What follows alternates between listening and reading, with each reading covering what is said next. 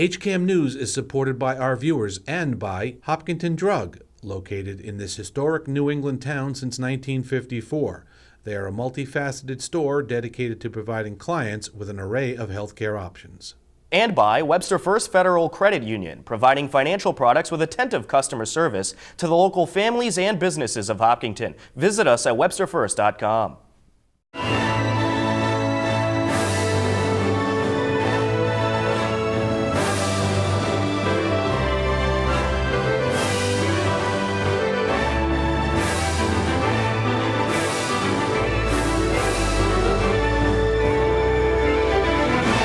Welcome to HCAM News. Tom Nappy at the anchor desk to fill you in with the latest happenings in Hopkinton. On this edition of HCAM News, Water and Sewer Director Eric Hardy will give an update on the new water tank installation. The town hosted a public forum to help get residents informed about the downtown corridor project. And we'll show you a couple of events that took place recently in town in case you missed it. But first, here are some happenings at this past week's Board of Selectmen meeting. At the last Board of Selectmen meeting, DPW Director John Westerling gave an update on some of the tasks and projects of the hard-working Hopkinton DPW department.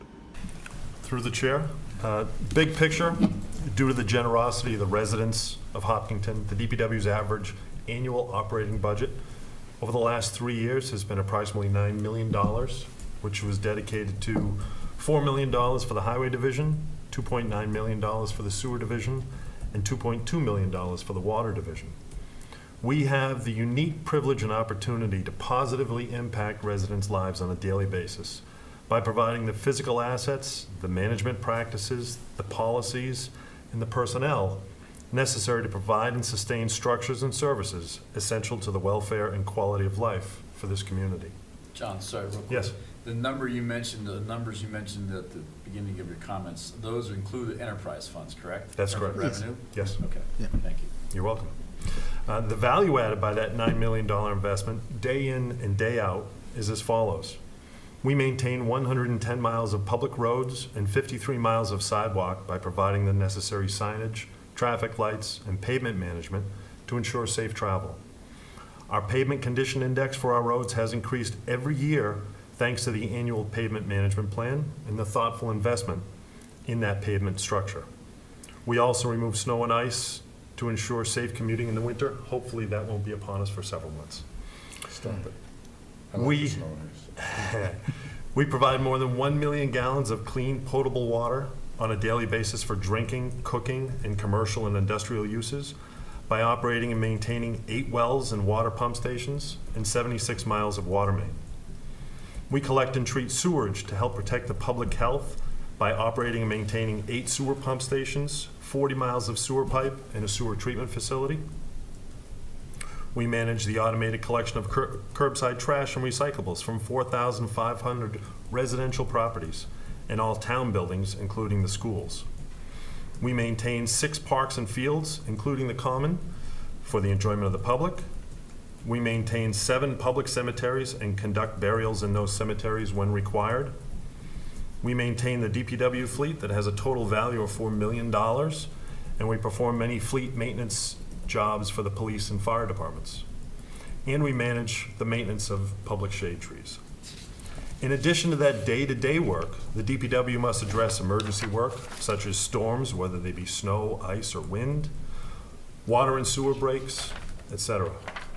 The Board of Selectmen also invited the NBA champion Golden State Warriors to Hopkinton to celebrate their championship. And I look at the tie that Hopkinton has to the NBA, with Walter Brown being one of the founders of the Boston Celtics, and being involved to the point where it's actually the trophy, the championship trophy, was named after him for 20 years. 1964 to 1984. And so I see Hopkinton's tied to the NBA, and I think it would be fitting for Hopkinton to reach out and offer that same stage, while it may not be Washington, D.C., but offering a celebration outside of their hometown area, so that the nation can see the team, they can acknowledge it, they can celebrate. What goes on in Washington, D.C. these days is precluding a lot of things from happening that otherwise might. And I find that to be very unfortunate and very frustrating. I would love to meet Stephen Curry. Steph Curry. Steph Curry. I would love to meet these folks and laud them for their championship last year. It's unfortunate that the entire nation on that stage, I mean, we have a stage here, we do have a big stage once a year, and the world comes and hangs out for a weekend with us.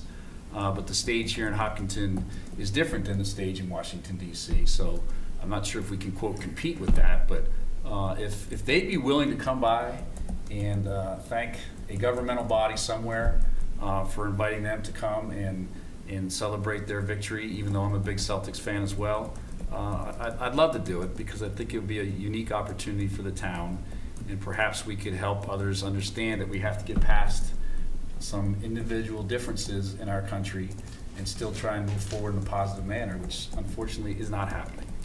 When I first heard this, that's what I thought it was going to be. It's a gimmick, and it's a slight to Trump, or a slight to this person, a slight to that person. I wasn't too interested in getting involved. But the more I looked into it, and for the exact same reasons that Mr. Sestari said about the history of Hopkinton and the Browns, and that the trophy. I mean, I'm not a basketball fan. I'm not a Celtics. I don't like any type of basketball. But the fact that if we could get Hopkinton prominently in the news in a positive light, in a political sense, where the country right now is a mess politically. So if we could do it politically, or not politically, if we could just put Hopkinton in a positive light and get these guys here to do that, I think that would be great. I don't think it's a gimmick. I don't think it's a shtick. Okay. So that said, we're ready for a vote. All in favor? Aye. Aye. All opposed? Abstain, and it carries. Over the last few months, the smaller water tank was taken down at Hayden Row and is currently in the process of being replaced by a bigger, updated tank. Water and Sewer Manager Eric Carty got us up to date with where the process is currently at.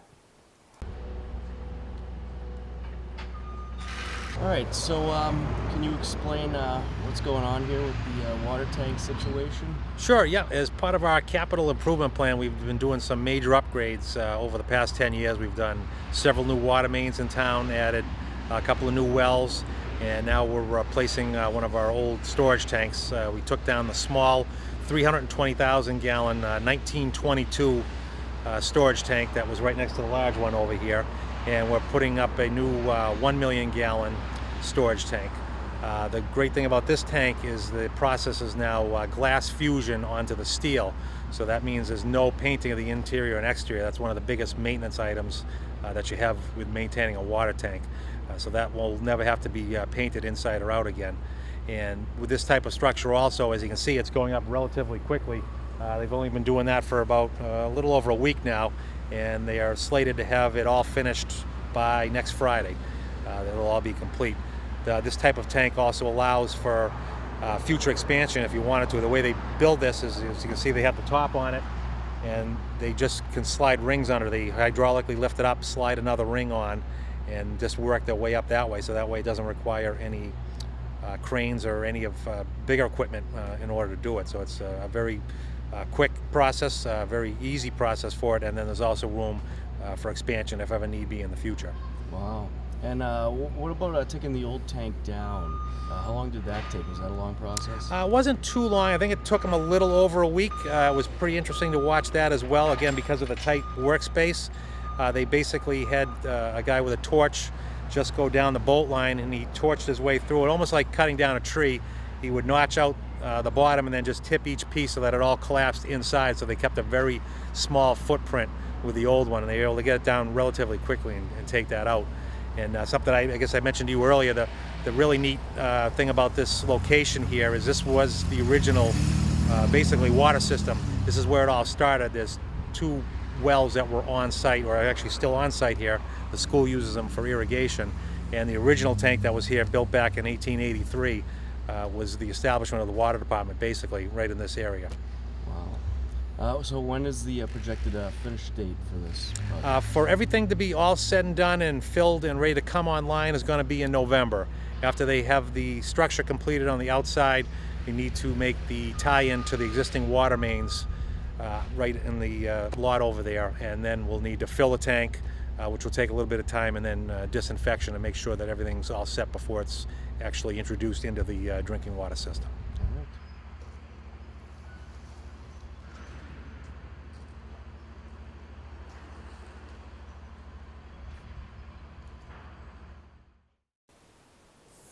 Coming up next on HCAM News, we'll show you some highlights from the public forum regarding the Downtown Corridor project. We'll show you some recent happenings in town, and Matt Clark will fill you in with the latest HCAM programming with our HCAM Insider. You're locked into HCAM News. Don't go anywhere. HCAM programming is supported by our viewers, thank you, and by Golden Pond Assisted Living, honoring resident choice, dignity, and independence. Our health and wellness focus keeps residents active. Golden Pond, state-of-the-art senior housing and healthcare services. Margie here, inviting you to join us Wednesdays at 7 p.m. when the Jen and Margie Show hosts a Hopkinton conversation on local, national, and international issues right here on HCAM TV and streamed on our website and Facebook pages. This week, we're talking the Main Street Corridor project, should athletes kneel for the national anthem, and the tragic events in Las Vegas. You can join the conversation by phone or email. We'll also have some big news about our show that you won't want to miss. See you Wednesday at 7 p.m. Welcome back to HCAM News. The town recently hosted a public forum at the Hopkinton Senior Center regarding the Downtown Corridor project.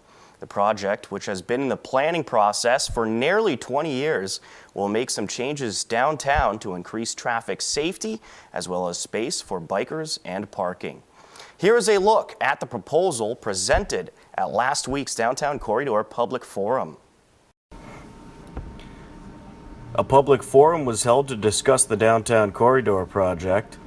Town Manager Norman Kumalu presented some of the background of the project. That it's been over 20 years that the town has been discussing what to do with the Main Street Corridor project. And in my 8 years with the town, I have learned several things about the project. First of all, the Main Street Corridor project represents a collaborative effort to determine the safety, access, aesthetic, parking, and utility-related issues that contribute to the need to reconfigure, reconstruct, and realign Main Street. It's been made very clear to us that in pursuing this project, we have to account for how we minimize impacts on environmental, cultural, business, residents, and historic resources. John Bouchard of VHB, the company employed by the town, explained the proposal for the downtown project. Talk a little bit about our major intersections, Wood Street, Cedar Grove, and then Hayden Row Street at Marathon. So right now, Wood Street has kind of one lane approach in each direction on Main Street. And the stop bar is set way back because of the traffic gets congested, you can't make your maneuvers there. So one lane approach, it has about on average about 5 accidents per year based on the study that was done from 2009 to 2013. We're proposing to add a left turn lane from Main Street to Wood Street, a pedestrian crosswalk across Wood Street. Bike lanes will be introduced on both the east and westbound side, and that's also where we begin the two-way bike lane. Right now, there's one lane that is going straight on Main Street, and people queue up to make a left turn, and they impede the flow of traffic.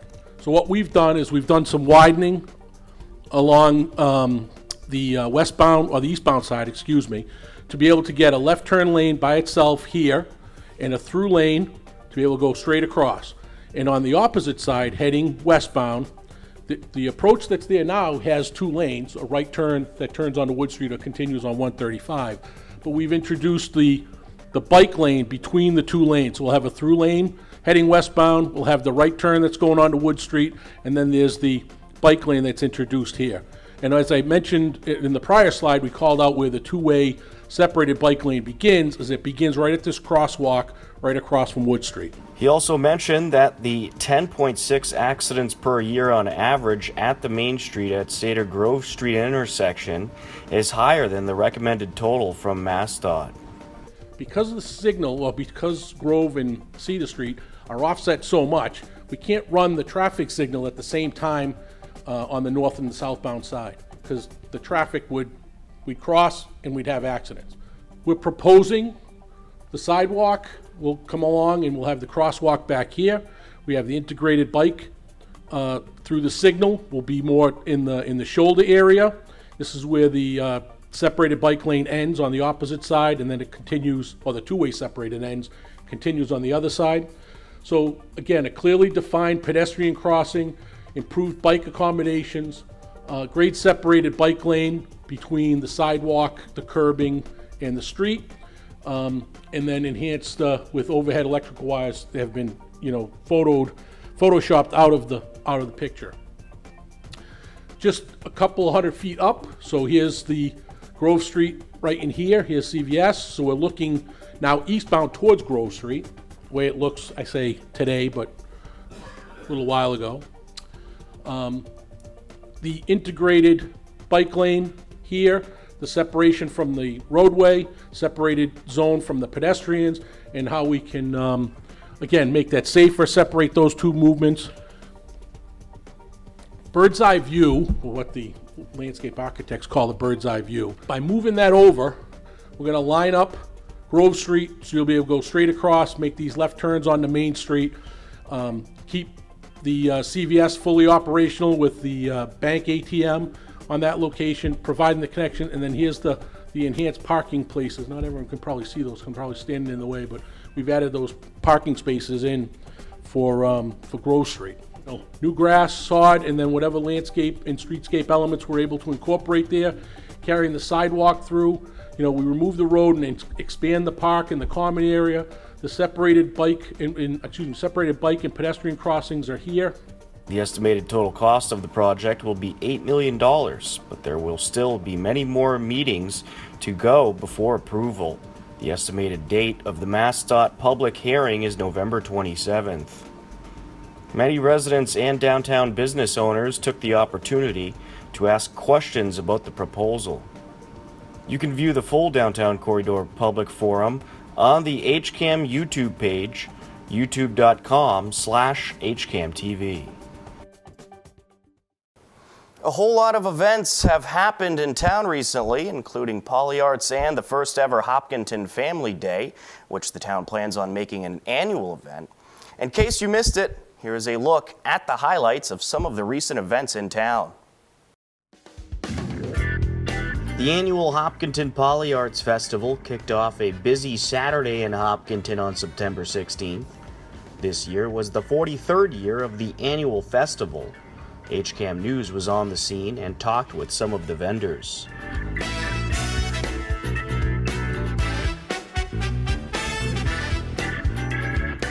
We are from Marathon Quilters Guild, which is a group of quilters and craftspeople from Hopkinton and the surrounding communities.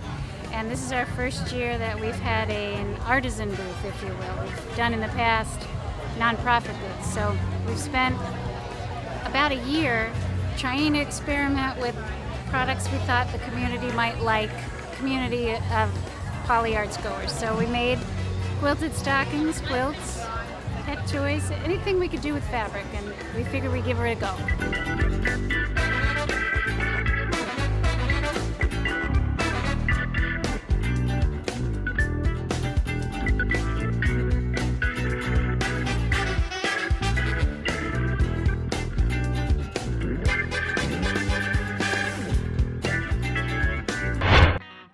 On Saturday, September 16th, the Friends of Hopkinton, along with the help of many community members, hosted the first Hopkinton Family Day event.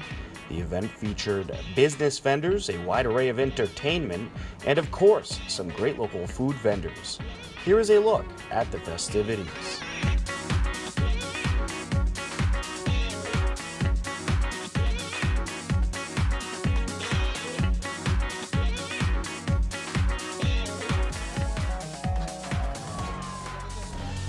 All right, Don, great event here today, great turnout.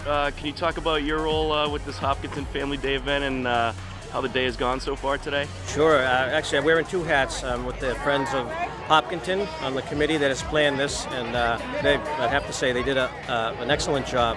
This has been in the works for about a year now, and countless meetings and hours have gone into planning it. It's just been fun to be on that committee, and also I'm with the Hopkinton Lions Club that we sponsored and held the dunk tank today, which we're very pleased was very popular, especially with the little children. They had a great time dunking these local celebrities, if you will. So we've had that, and then I'm just following Carter Allen, doing the announcements right up until for the rest of the evening leading up to the fireworks. So we're pleased. It's been a great turnout. It's been warmer than we expected, but it's better than rain. So yeah, it's been a really great time.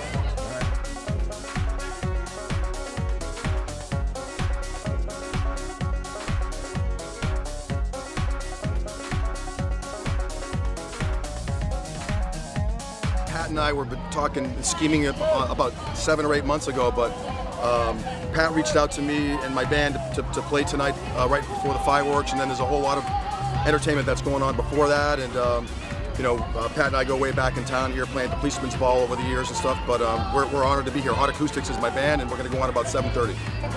All right, Pat, what's your role with Well, you? it's great. I'm a member of the Friends of Hopkinton, and we've been planning this for over a year, and everything just gelled together incredibly, including the weather.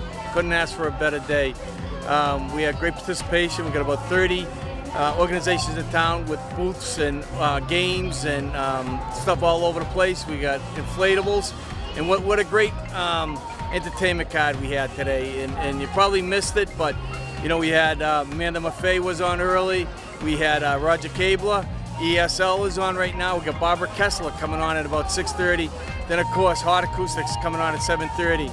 All capped off with fireworks at about 8:30, a little thereafter. So if you haven't been here, it was an incredible day, and we're looking forward to next year for our second annual. And I know a whole lot of planning went into this event as well. Can you just talk about how long it took to plan and some of the process of planning this event? Well, it was about a year ago we brought it up, and it started off with the monthly meetings in the beginning. And if I could just go, great shout outs to the Hopkinton DPW. They've been incredible and helped us out with all the roads and all the signage and all that. Hopkinton Police Department and Hopkinton Fire Department. They've all reached out and they've all helped us in the school system. We're at the Hopkinton Middle School right now. Their workers have been nothing but very gracious and helped us out. Superintendent McLeod and everyone else in the school department really did well. All right, guys, I think you covered it pretty good, man. Well done. I appreciate I don't know how it. you can just repeat that, please? Yeah. No, no,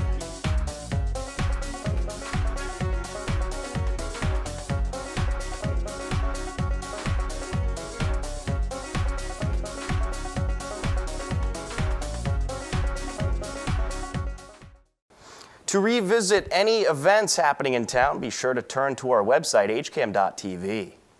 A whole lot of programming is coming up on the HCAM channels. Standing by to tell you all about it is HCAM's promotions coordinator, Matt Clark. Hello, everyone, and welcome to this week's edition of the HCAM Insider. I'm Matt Clark, and here's what's happening this week on HCAM. On Friday, October 6th at 8 p.m., the Coffee Break hosts are talking about current events on a new episode of the Hopkinton Coffee Break. On Monday, October 9th at 6:30 p.m., Mayor McLeod talks with members of the Hopkinton Senior Center about the many programs and services they offer on a brand new episode of Senior View. And at 8 p.m., town officials address the public about the long-awaited plans to rebuild the Main Street area in the Downtown Corridor Project Public Forum on a new HCAM TV special. On Wednesday, October 11th at 7 p.m., Margie and Jen talk local and national happenings and invite you to join the conversation on a new episode of The Jen and Margie Show, live on HCAM Ed. On Thursday, October 5th at 6:30 p.m., Margie Wiggin talks with kids and community members about the importance of showing thanks and being grateful on a new episode of Character Matters. And on Friday the 13th at 6:30 p.m., the Hillers girls volleyball team play their annual Dig Pink game against Ashland, live on HCAM Ed. And also on HCAM Ed, the varsity football versus Westwood game will air. If you want to know more about all of HCAM's shows before they air, then head over to hcam.tv/connect, where you can sign up for our HCAM Insider newsletter. Or if you want to know more about what's happening in Hopkinton, you can sign up for our daily news updates. That's all for this week's Insider. I'm Matt Clark, and as always, thanks for watching. Back to you, Tom. Thank you, Matt. That will just about do it for this edition of HCAM News. Don't forget, you can stay up to date with everything Hopkinton by checking out our website, hcam.tv, as well as our Twitter and Facebook page. Right now on our website, hcam.tv, you can view the full recognition ceremony hosted by Middlesex Savings Bank for the many contributors to the Hopkinton Library Renovation and Expansion Project, plus the latest news in Hillers fall sports. If you have a Hopkinton-related video, photo, or story idea, I want to hear from you. Email me at news@hcam.tv. With your help, we'll cover even more of our community. For everyone here at HCAM, I'm Tom Nappy. We leave you now with the current community listings and upcoming government meetings. Thanks for tuning in to HCAM News. Take care and enjoy the rest of your day.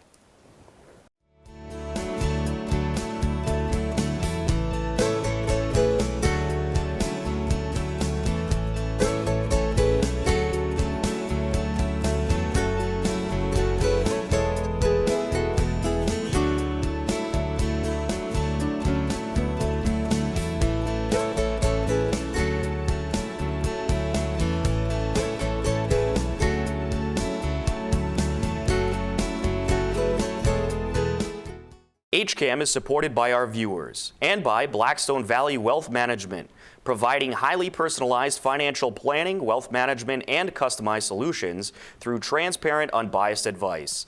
Visit us at blackstonevalleywealth.com.